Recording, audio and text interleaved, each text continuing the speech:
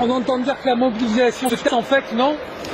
C'est les médias qui disent que la mobilisation se tasse. Nous, on est là depuis 14 semaines dans la rue, on est déterminés. Ce blocage d'aujourd'hui, même si on sait que la répression est de plus en plus forte, on montre qu'on est toujours présent. On a beau nous coller toutes les étiquettes, antisémites, extrême droite, extrême gauche. Nous, on est juste des personnes très déterminées et tout ce qu'on fait, c'est du bénévolat. Moi, j'ai 2 enfants à la maison, je bosse à temps plein et j'arrive à trouver du temps en pleine nuit pour venir faire des blocages et pour montrer qu'on est encore là. On sait pourquoi on se bat, on a des revendications et à cause de toutes ces futilités qu'on fait passer, on n'est pas antisémite, on a des amis juifs, on a des gilets jaunes qui sont juifs, pourquoi l'être, rien à voir avec le mouvement, mais avec tout ce qu'on dit sur notre dos toute la journée, ça fait passer au second plan les vraies revendications. On est là pour se battre contre un système qui fait passer le profit avant l'humain et là on dit non, on dit stop.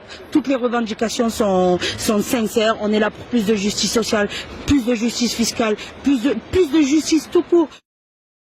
Quand on voit un François Fillon qui détourne 900 000 € d'argent public et qui se balade, qui se pavane carrément, un Cahuzac pareil qui n'a pas de peine de prison, et à côté de ça, on voit un SDF qui vole 2 paquets de pâtes et qui prend 3 mois de prison ferme parce qu'il a faim.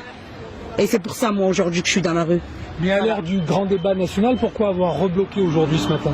Le débat national, ils le font entre eux, les gens sont sélectionnés, personne ne nous écoute. De toute façon, on n'a même pas besoin de faire un débat national. Nos revendications, elles sont écrites noir sur blanc. Le gouvernement les connaît. Alors pourquoi faire un débat sur des revendications qui sont déjà écrites? Ils ne nous écoutent même pas. On demande de lutter contre la fraude fiscale. On n'a pas besoin de faire un débat pour ça, c'est du bon sens. On n'a qu'à regarder l'histoire de Carlos Ghosn au Japon. Il a fraudé les fiscs une fois. Ben, si on donnait un exemple comme ça avec tous les fraudeurs, ben, demain il n'y en aurait plus.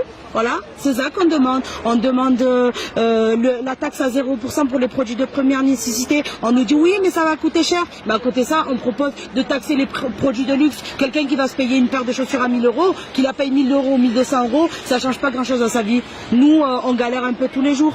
Voilà, c'est tout ce qu'on demande. Et moi, j'en ai marre parce qu'on dit, le problème, c'est des riches. Si on leur met trop de taxes, eh ben, ils vont s'échapper. Non, mais il faut arrêter les délires. Faut arrêter les délires. On aime la France ou on l'aime pas. On dit aux pauvres, si vous aimez pas la France, vous partez. Eh ben, on dit pareil aux riches.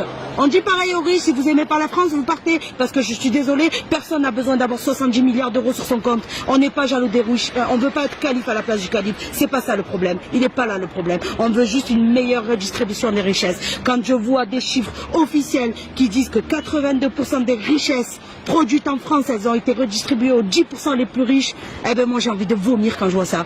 Ça veut dire quoi? Ça veut dire quoi? Que 90% de la population s'est partagé 18% des richesses? C'est normal en 2019? On a un gouvernement qui est à la botte des multinationales, les plus gros pollueurs du monde. On leur défie le tapis rouge toute la journée et nous on vient nous taxer sur la taxe carbone. Moi je suis écolo, ça fait 12 ans que je fais le tri. Ça fait plus de 2 ans que j'ai pas mis les pieds dans une grande surface. Bien sûr je suis pour l'écologie. Si demain on me fait une taxe carbone et qu'on me dit à côté de ça les transports en commun sont gratuits, mais je suis la première à la payer fièrement cette taxe carbone. Mais cette taxe carbone elle allait servir à quoi?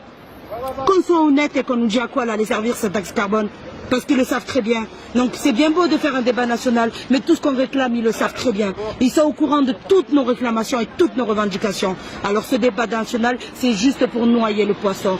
Toutes ces histoires d'antisémites, c'est juste pour noyer le poisson. On sait pourquoi on est là, et si on se bat depuis 14 semaines, c'est qu'on est déterminé et on ne lâchera pas l'affaire. Et ça, sachez-le bien. Ceux qui sont contre nous, ceux qui sont avec nous, choisissez votre camp, mais nous on est là et on ne lâchera rien.